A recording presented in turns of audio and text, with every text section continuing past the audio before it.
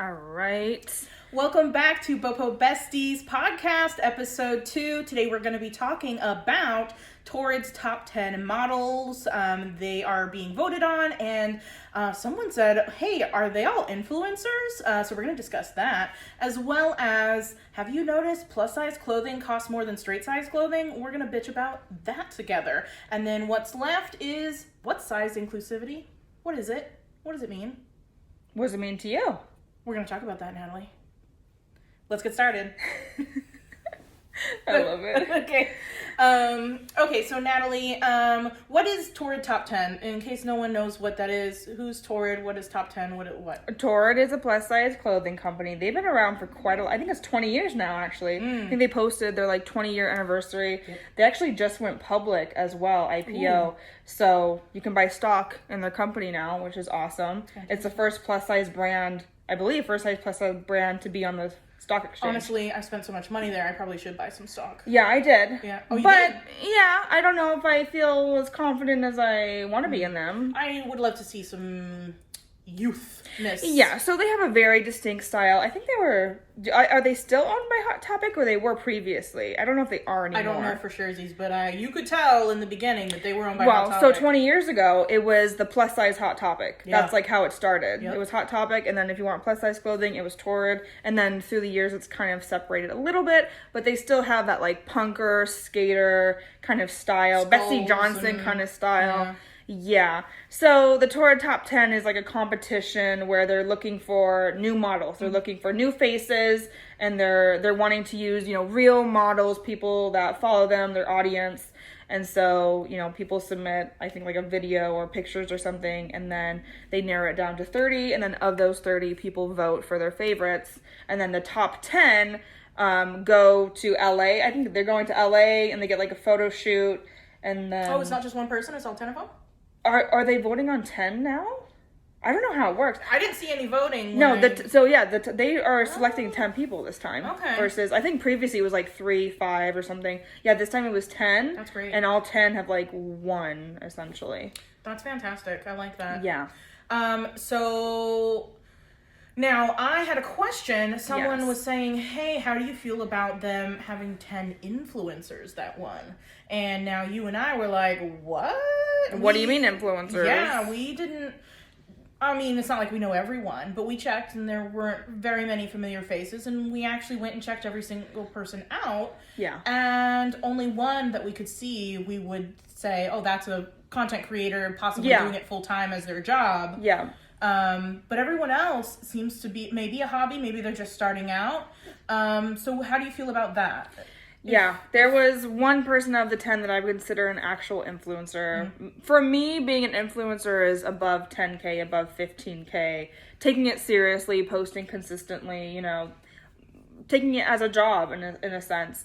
And I would say the other 9, like you said, were fairly small, under 5,000. I think every single one of them was under 5,000. Most under 1,300. Yeah, most. So I would consider those micro influencers. Mm-hmm. To me, it looked like they were all women who were very creative, who were interested in modeling and have shown interest in modeling in their social media, and who had already previously maybe done a couple photo shoots, whether professionally or amateurly.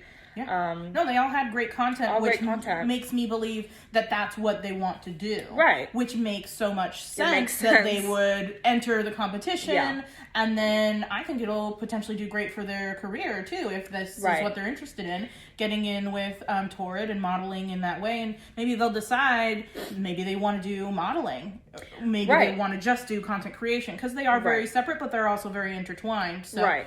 I think that's what Torrid was looking for. In the past, I don't think this was really about finding someone off the street and turning them into a model. This was more about finding someone who's into modeling, wants to model, and wants to further their career with modeling. Mm-hmm. So it wasn't necessarily, let's just, like I said, pick a random customer Mm-hmm. and give them a makeover and turn them into a model. It was people who were already interested in that, people who were already doing it, Right. who wanted to become a Torrid model. Right, because, you know, they had to apply, they had to do a video and photos and everything. You have to be hungry for it and you have to really want it.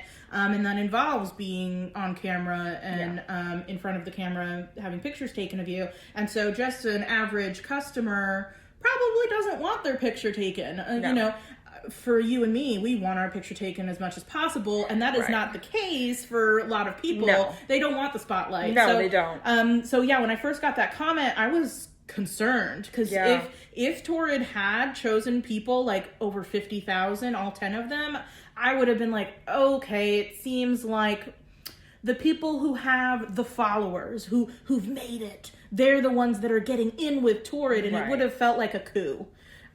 So I appreciate the person who posed that question, because that would have upset me if I found that was the case. But that's not, and I'm very excited for all 10 of them to see what kind of content Torrid will make with them. Yeah. I hope it means we'll be seeing a much more diverse set of models that have more stomach to them. Honestly, that's what I like to see, because that's what I can relate to. And if I see someone who has tummy, I'm like, that's what that clothing's going to look like on me, and now I can actually see it, rather than having like a bodycon dress thinking there's going to be no lumps and bumps, and I'm like, I forgot I have a big old tummy that pops out. Right.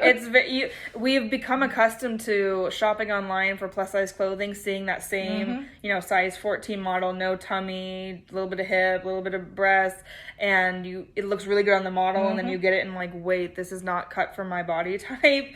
Yeah, it'd be great to see it on actual different sizes and actual different body types, pear shapes, apple shapes, rectangle shapes, not just the hourglass. That's the standard. And with that B belly that a lot of us have, that has like that indent there, the indents. You do not see that on models. You don't see rolls at all. You don't see clothes on bodies like that.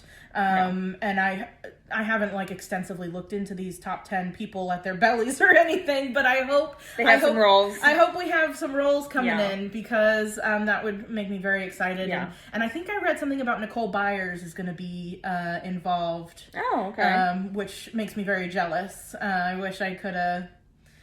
We could have applied, but we didn't. So maybe we should give like the people little background into why we didn't apply. So I had at least one person telling me I should apply, and I was telling my people being Natalie and Kaylee, look at this.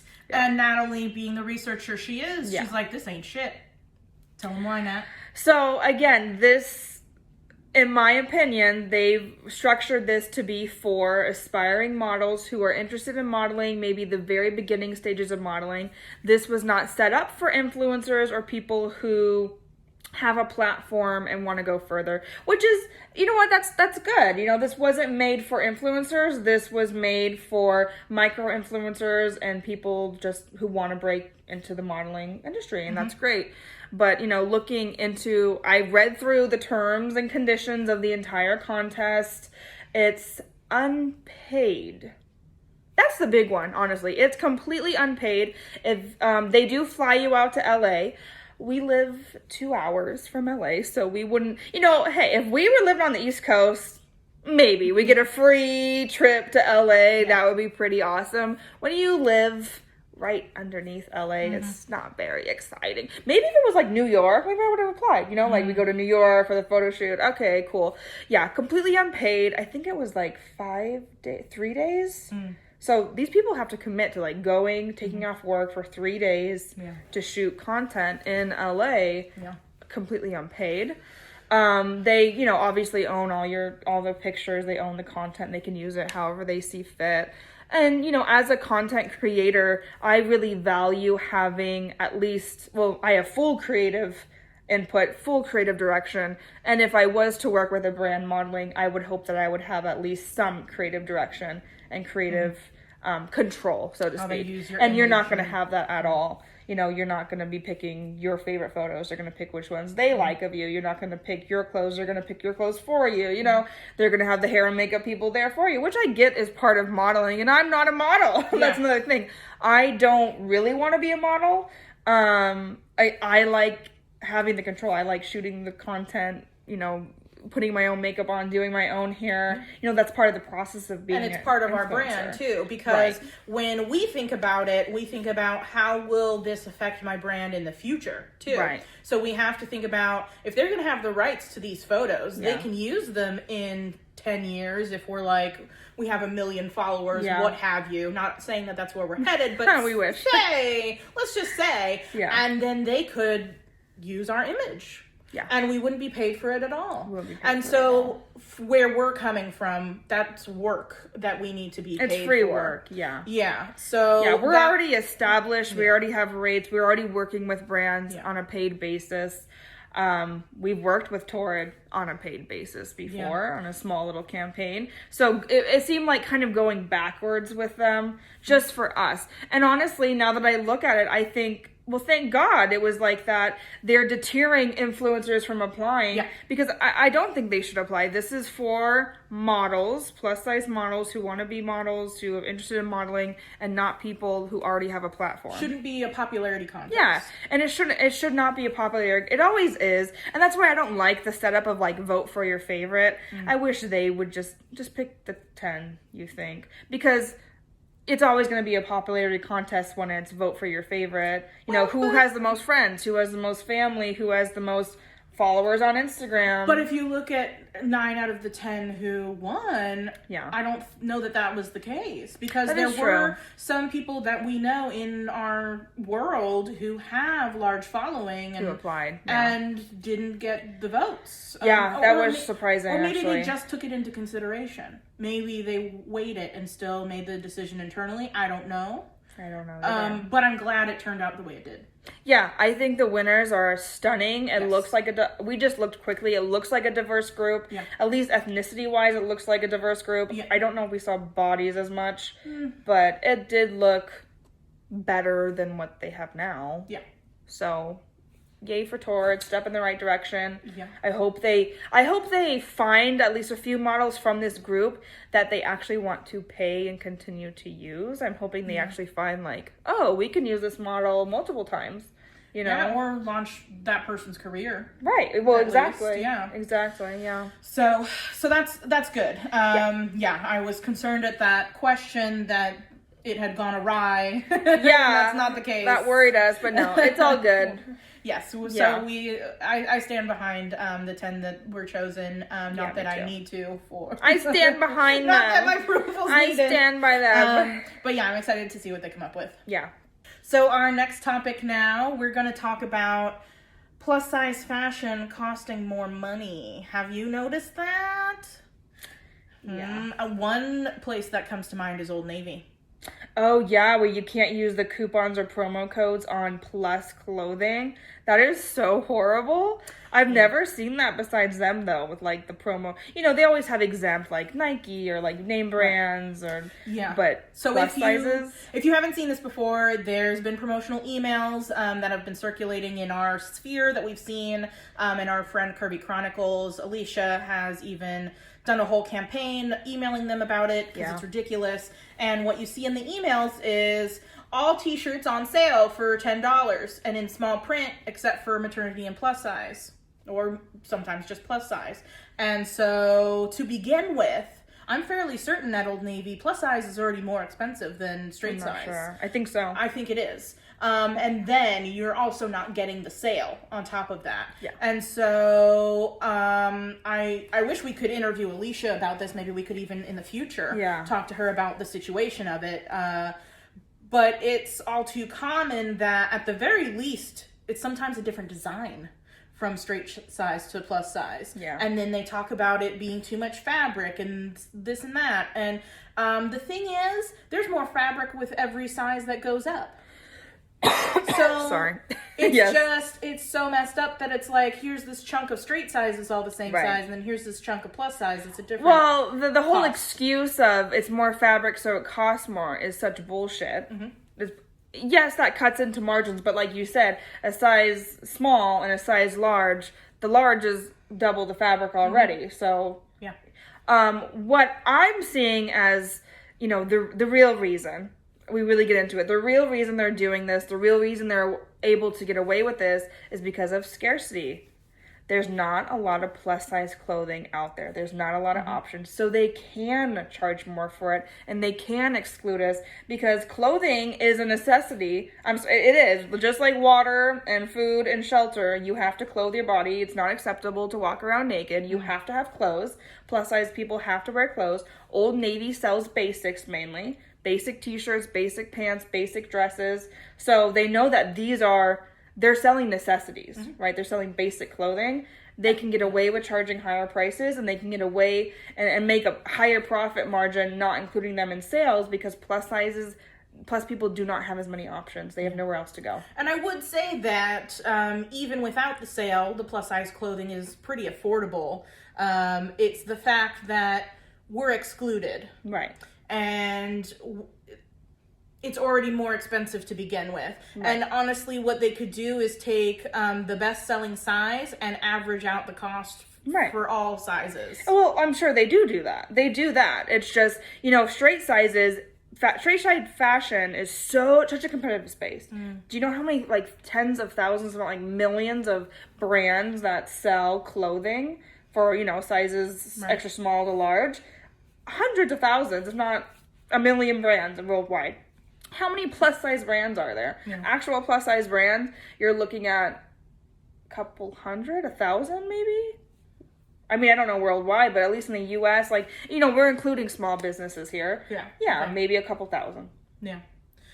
So there's scarcity there. They know it, and they're making a profit off of that scarcity, and that's what's really bothering me about it. It's because they have nowhere else to go. Like you said, it's still very affordable. So they're targeting poor fat people who have no other choice.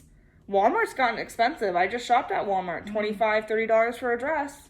That's too much for a lot of people. So, if they're selling $10 t-shirts and then with the coupon it's $5, well, they still have to pay the $10 to clothe their body. Yeah. It's horrible. Yeah, so are we thinking it's the lack of competition? Yeah. In the plus size fashion? Absolutely. I think that's why prices are as high as they are. So I talked about in the last podcast about how I used to shop at Lane Bryant when I was in high school. That's because they had coupons all the time. You could get 50% off. Lane Bryant's expensive. Torrid is expensive. A dress is $90. That's the basic median rate for a dress there is $90. You don't see that at straight size places. Anyways, going rate's $90.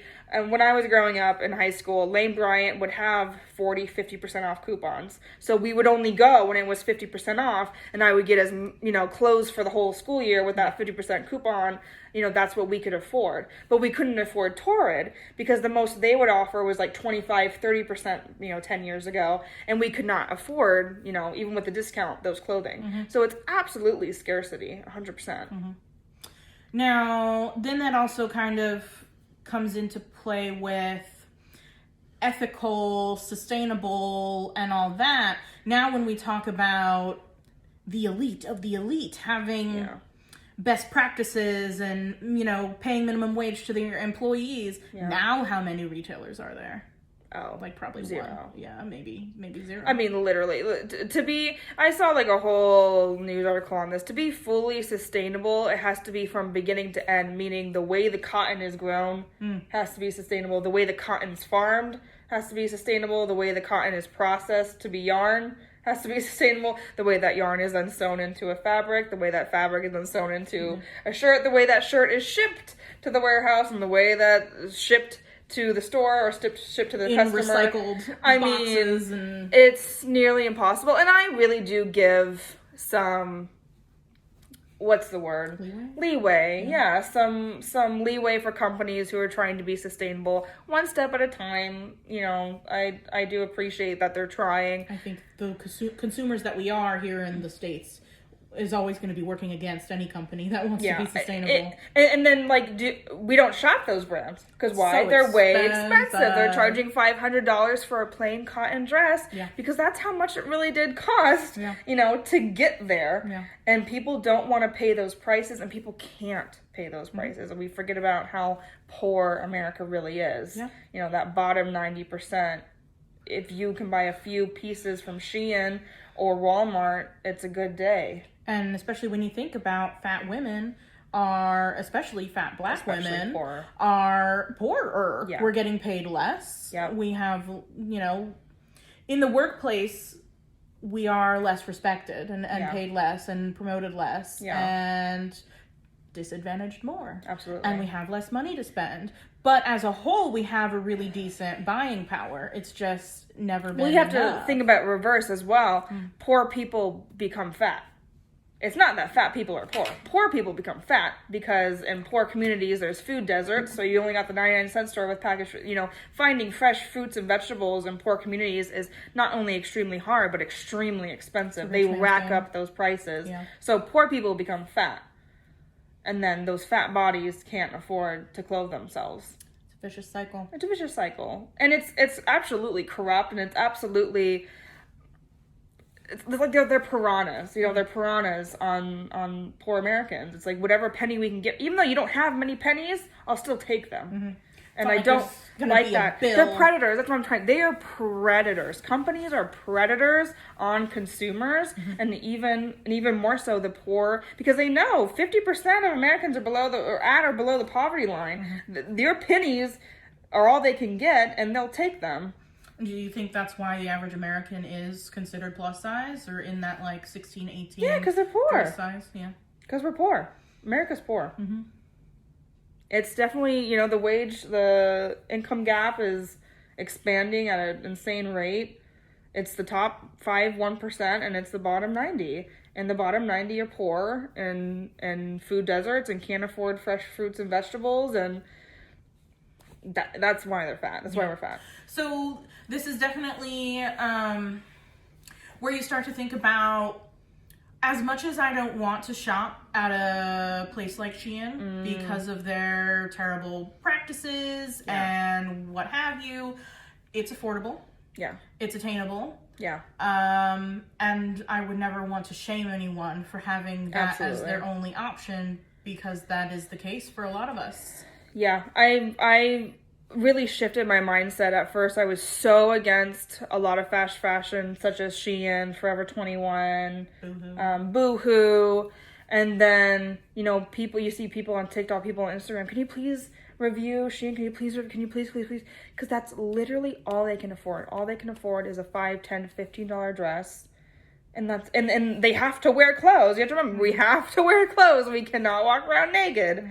And you have to put clothes on your bodies, and I'm sorry, but every human deserves to look nice and feel good about themselves and look cute. And, you know, that is, you know, part of being a human is expressing your individuality through clothing. And, you know, so no, I don't think every fat person should just wear a potato sack because that's all they can afford. Mm-hmm.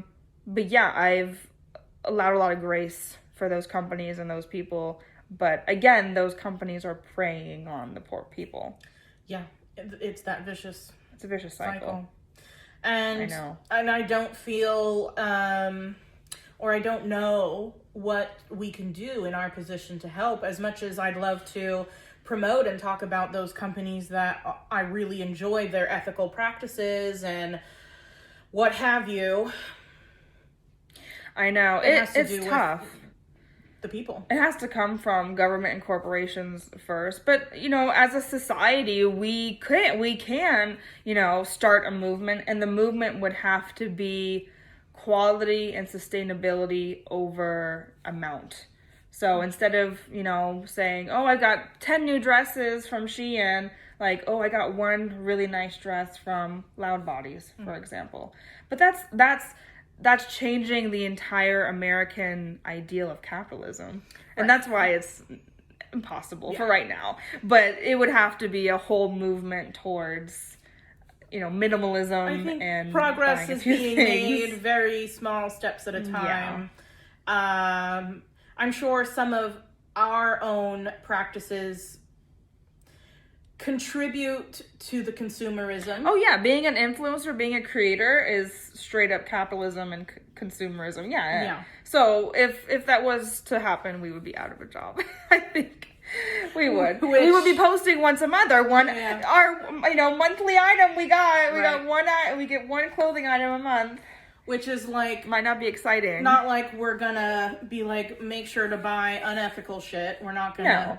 No. That's not our motivation, but it's a system that we're in and we are perpetuating, and... Yeah, we're part of the problem. We're part of the problem. We all are. Every single American is a part of the problem. Yeah. Every single one. And, best I can do is...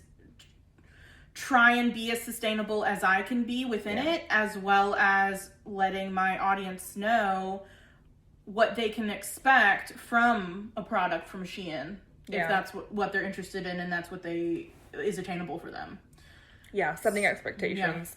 Yeah. And also showing alternatives, and maybe even, I'm a big supporter of creators who do talk about finances and do teach about finances, because I don't know about you, but that was never taught to me. Not at home, not at school. Saving was never taught to me. Credit cards, your credit score, none of that was taught to me. So, creators who do, talk about finances and, this is steps you can take to save, or steps you can take to do this or that, so that you can afford that one sustainable piece a month or couple of sustainable pieces a month versus the 20 Shein, trendy stuff.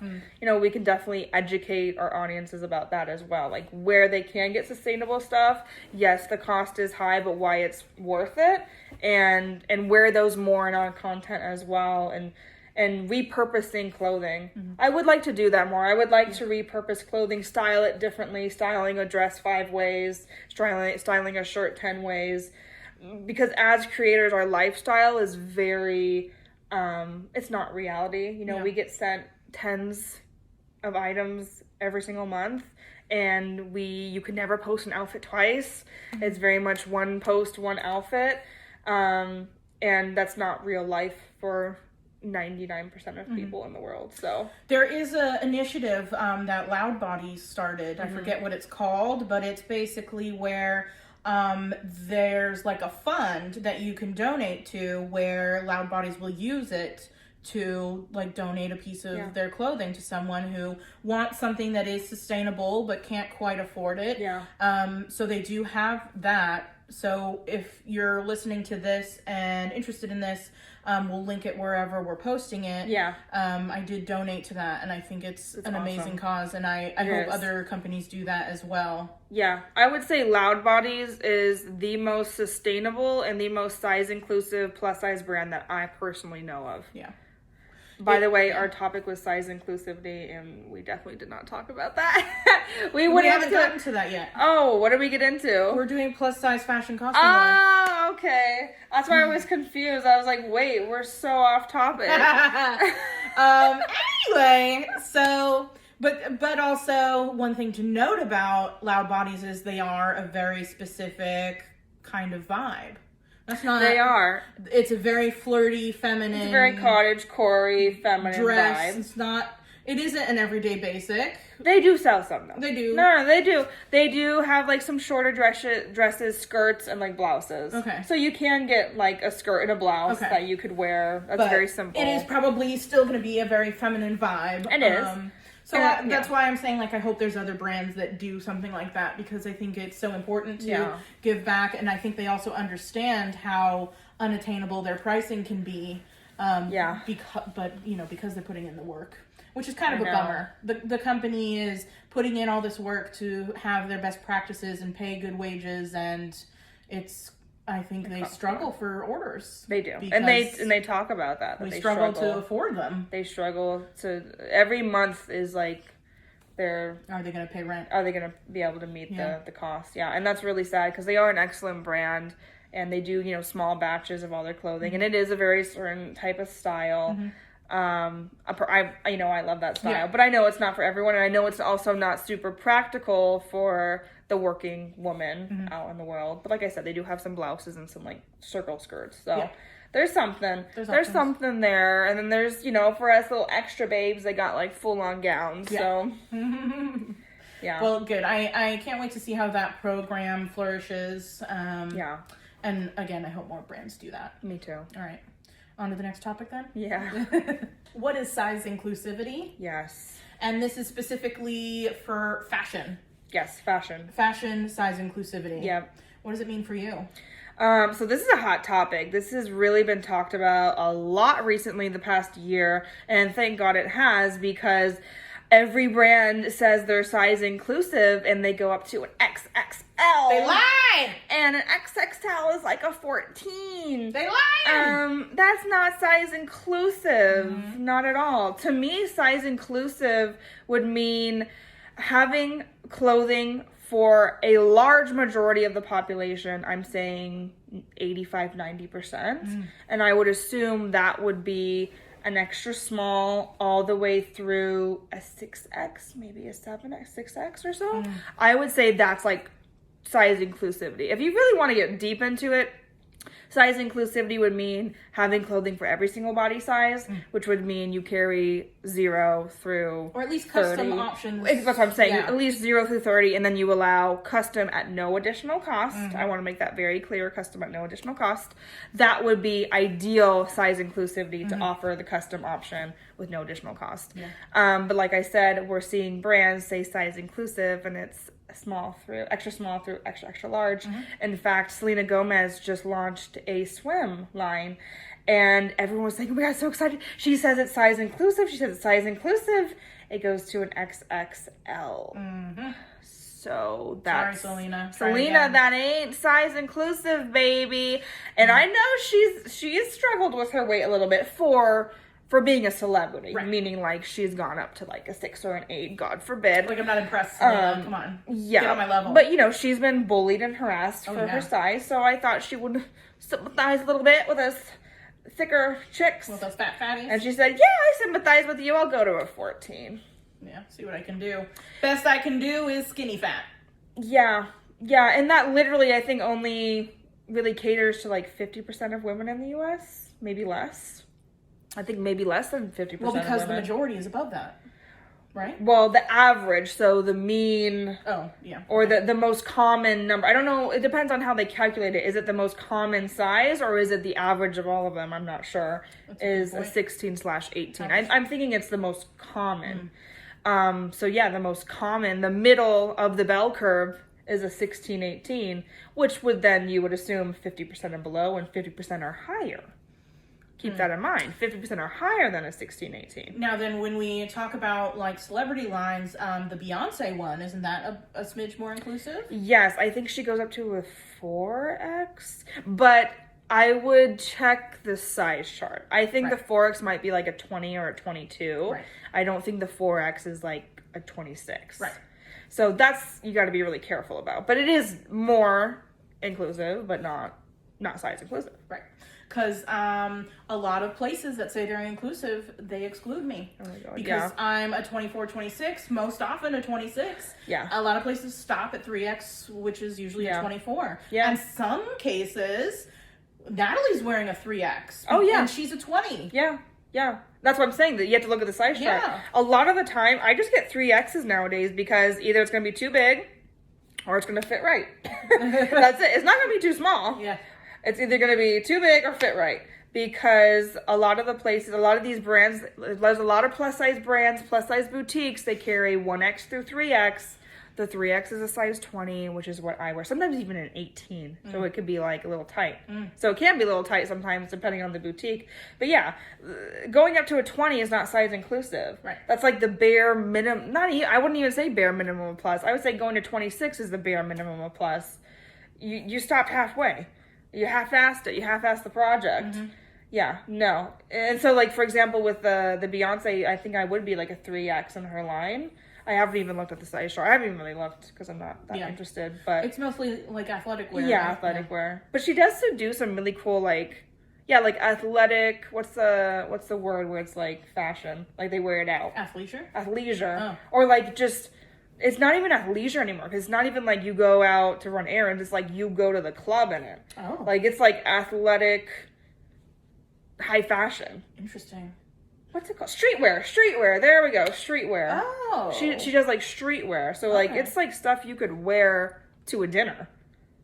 Like, you could wear it to a club. Well, I can't. You might be able to. Well, I'm not ready to fight people. I'm not like that vested into it where I'm ready to like wake up at 6 a.m. and like click a million times. Yeah, didn't it sell out like crazy? I haven't even heard about it really. Oh, okay. I don't know.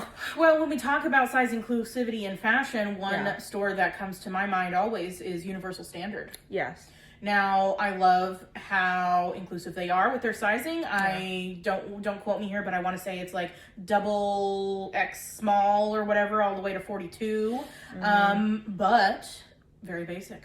Very basic, very expensive. Very expensive. Very expensive for being very basic. Let me just say it, it's Old Navy clothing with a 500% markup. Yeah, like $50 for a long sleeve tee. Maybe you'd be lucky if it was $50. Like 80? It's like $90 for a long sleeve shirt, $150 for a pair of jeans. Yeah. Now, their mystery boxes are very much more affordable. They are not totally affordable. I think it's $150 for 3 pieces. Is that it? Maybe even less than that, to be honest. Oh, okay. It just depends which level you get, because there's like basic to fancy. Okay. But you don't get to choose it. No, it's just random. And it's basic shit. Like basics. I got a mystery box that had one striped t-shirt, one Universal Standard logo t-shirt. Oh, great. And then like a sweatshirt dress thing that I'll eventually wear in the dead of winter in San Diego one day for a nightgown. Maybe. Yeah. And so now I have a t-shirt with their logo. It's a very comfortable t-shirt, but free marketing for you. Not like super jazzed about it. No. I do like the striped tee. It's got like cap sleeve and it's very nice quality. Have I seen you wear it before or no? Probably not. I probably just not. wear it to like work. See, it's not anything impressive. It's nothing that I would go out in. It's my basic bitch striped t-shirt that I wear to work. Right. And you don't want to spend $50, $60, $70, $80, $90 on a basic t-shirt you wear to work. Yeah. You want to save that amount of money for something special. Yes, I would save it for something flashy. Right. Personally. Right. I mean, I understand spending good money on quality basics that last, but I'm actually someone who gets bored with clothes easily, so I'll happily pay really cheap money for something fun that'll only last a season, and that's how I add to the terrible consumer problems that face the United States. But But you made a good point about, investing in basics, which I do believe. You want a really good pair of jeans that'll last you a couple years. But like shirts, for me, like clothing, it's not going to, same as shoes. Like I don't buy any more designer shoes because I wear them out really quick. Just like clothes. I wear clothes out really quick. When I was in high school, I would have like between, 7 to 10 outfits for the whole year. And by the end of the year, we were donating them because they were peeling, stains. Like, I just wear through clothes really quick if I'm wearing it every day. So yes, you want to invest in good basics, but at the same time, if you're wearing it every week to work, it's going to last you a year, no matter what. Especially with these thick-ass thighs, like jeans, I would wear through those like crazy. Yeah. I have one pair that were my favorite that would actually fit me correctly. I would wear through those suckers, and then Mom would try and patch them, and it was awful. It was like really uncomfortable and looked terrible to patch those thighs up. So like, why spend a ton of money? Yeah, I think for me, I have those like certain pieces of clothing that are like my going on errands, my go-to throw on, my comfortable dress, my comfortable shirt. But I've learned that those are really random. Like, it's not like you said, like, it's not like going to Universal Standard, paying a lot of money to get this great quality shirt, and that's like my favorite. It's like this random shirt I found at wherever that fits really well, it's really soft, and I just like it. And so I wear it. So it's like investing in those pieces that you might not get use of might not be worth it. Because like that black dress I wear all the time, I don't even know where that's from. Oh, that's from Dia & Co. Oh, is it? Yeah, and that was like, I think it was like $50, but I wore the hell out of that dress. Loved it. And like my slides, my Victoria's Secret, that's the funniest story. The shoes I wear every single day are Victoria's Secret pink slides that my mom got for free as a gift of purchase 5 years ago. Yeah. So what did I do? I went on eBay and I tried to hunt down those shoes again because they're the most comfortable shoes I've ever owned. Yeah. But it's just like a random thing you get. Yeah. You can't predict it. Yeah, well, for me, my favorites are leggings, and those suckers are gonna wear through. Where's your favorite leggings from? Torrid. Yeah, so you just buy a bunch of Torrid leggings because you know you like it. Yeah, it's comfortable. I just refresh them when they have sales, and there's no way you could get me to pay a lot of money for even if they were a really nice pair of leggings from Universal Standard, because I know these thighs. Yeah, and you already have something that works too. Yeah. And because I'm a messy bitch and I stain shit, I rip things. Like, I can't even... I actually just repaired a pair of leggings in the crotch this evening. I love it. I mean, before you came over. Oh my God. I get holes in the crotches all the time. I don't know what's happening down there, but it's popping. They're rubbing. Yeah, So you would think that I would do that too, because I have very thick... Like, that's where my weight is, and always has been, is my thighs. And I don't. But I think it's because they're so fat, they don't rub. So that's it. When you get fat thighs enough... The inner thigh, they don't move. Oh. Just stuck. Oh, yeah, no, mine swish. Yeah, because you have actually, like, kind of smaller thighs. So they touch a little bit. And they're like, they get all that weird friction. And chunky and, like... Yeah. They're like ham hocks. Yeah. Well, that tiny little piece rubs and rubs and rubs because you're actually moving it back and forth. They don't move. Yeah. It'll wear down after a couple years, but, like, it takes some time. No, I go through things...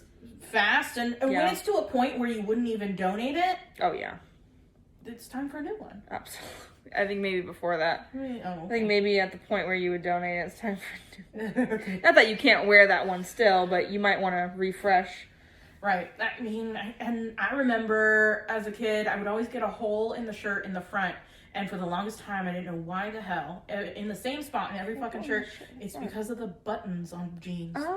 Like sitting down at a desk in school, it would rub, and I would always get a hole like right in the belly button. Oh, that's interesting. Area. Yeah. So fat struggles. I'm sure skinny bitches don't have to deal with that. No. That's the thing. I've seen Skinny Bitch Closet, and like all their clothes look new all the time because there's no rubbing anywhere, and they just sit there. See, maybe it just makes more sense for skinny folks to pay high quality money for essential things because it lasts them. They're not fat, lazy slobs. Pretty much. Thunder thighs that rub. Yeah. Is there anyone else who's doing it right with size inclusivity that you can think of? Because I honestly can't. Talked about Loud Bodies, and I'll say it again. They're size inclusive, and they offer custom at no additional cost. There's eShakti. I don't personally have any experience with them. I have a very strong want to work with them. Do they care? Do they do custom up to 26 though? Because I remember I've looked at their stuff for years, and I remember when I was a size like 16, I went on their site, wanted to buy it, never actually took the plunge, but they're like actual number sizes, they go only to like an 18, I think, but I don't know if you can get custom in bigger sizes or not. Let's see if I can figure it out. Maybe that's why I haven't actually done it. Could be. Let's see here. Let's take a deep dive. Who else is doing it right? Size Inclusive. I'm really trying to think. Yeah, it looks like they go up to a 6X, which is a 36 Oh, wonderful. We should try them then. And then it looks like you can do custom sizes as well. Yeah. They're really awesome because you can do, custom sizes to like your measurement. You can even like customize the style of the dress. So like if you want to get rid of the sleeves, you want to add sleeves, you want to add it length. Like if you see a mini dress and you're like, I love that fabric, I want it in a maxi, just go on there, say I want a maxi. That's awesome. Like, I really do want to try their stuff. Because I've been looking at that for, I'm not kidding, like 7 years. And I never take the plunge. So, it is expensive. Yeah. It is expensive. They do have like 40% off coupons once in a while. But it is still very expensive. Yeah. It's still $100 for a dress. Those things are much more interesting than... Yes. And it's fully customizable to your... If you want it more feminine or more... If you want to hide your arms, so if you want more cleavage, if you want it a little shorter, because for me I'm 5'2" and like exactly, you would put your height. Yeah, standard stuff. If it's a midi on a normal person, it's a maxi on me, baby. I think if you're someone who frequently tailors your clothing, this is a perfect company for you because now it's expensive, yes, but you don't have to tailor it because it's custom to your height and your measurements. Is tailoring expensive? Yeah, at least when I've done it, it is. Like getting a dress hemmed can be $20. Getting shoulders taken in could be $10. Gotcha. So that all adds up, you know. In the end, it could be worth just getting one quality the custom piece dress. Done. I'm a big fan of custom. Custom. If you have the money, and especially if it's something really special, like, you know, a gown or something you're already spending money on, get it custom and get it to your measurements. Yeah. Well, especially being plus size and we all come in different shapes and sizes. It's not like the standard sizing clothing for smaller sizes. They can fit pretty much any body shape because you don't have curves and lumps and bumps and everything. Exactly. But when you start to get a little bit bigger, your weight is proportioned and put in different places. Exactly. That's involves, the issue. You know, different shaped clothing. Yep. Yeah. So I think even if someone carries up to a 32, having customized options for everything would be for your body shape, amazing. But there's stores also like Eloquii who have different fits for their jeans. Yeah, I love that. And it actually turns out the jeans I like best are the ones you get. That's interesting. Yeah, because my waist is so much smaller proportionally to my huge hips. But usually, like, it's bigger in the legs, and you don't have big legs. But I guess it's not in the bigger sizes. I tried the Apple Fit, whatever that one was, and it didn't work. It was too tight. Oh. In my thighs. That's shocking. Yeah, so I feel like even they're maybe not getting it right. Right. Like, maybe they're, like, too exaggerating the shape too much. Right. I don't know. But too literally. So is it the Olivia or the... Yeah. It's called the Viola Fit. The Viola. So I think I tried the Olivia. Skinny jeans and the Viola Fit. And then I tried the Viola and I liked it much better. No, so Olivia is just one of their style of jean. Just their skinny jean. Oh. It's the Gina, that's the apple. And then Viola, that's the pear. And then their normal is just for hourglass. So then I would have tried the Gina, the apple one. Yep, the Gina. Because we thought it was going to be perfect. And it wasn't. Yeah, but then when I went to check the measurements of the Olivia, the way my waist goes and then my hip goes, that's what I need. That's interesting. For the no gap, yeah. That's good. I'm glad you found a jean that fits But it just shows you and I are very different shapes, yet the same cut is fitting us how we need. It's like, what? I know. What? I don't get it. I don't get it either.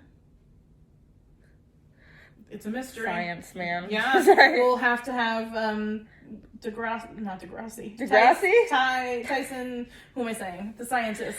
Tyson Degrassi, isn't it? Isn't it? No, it's not Degrassi. That's the show with Drake. Degrassi, but isn't it Degrassi? Tyson? Anyways, whatever. Space guy.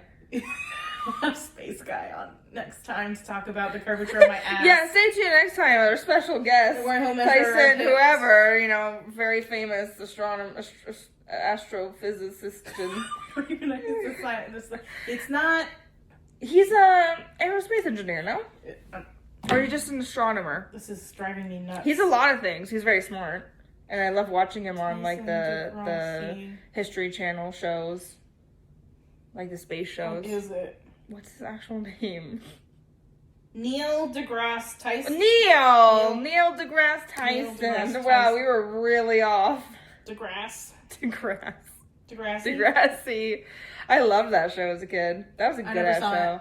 You know, I'll never forget, this is a side note, but I'll never forget when it was like the music awards and I was like 11 and then Drake comes on walking on the stage and I gasped at the TV. I said, oh, he's not disabled?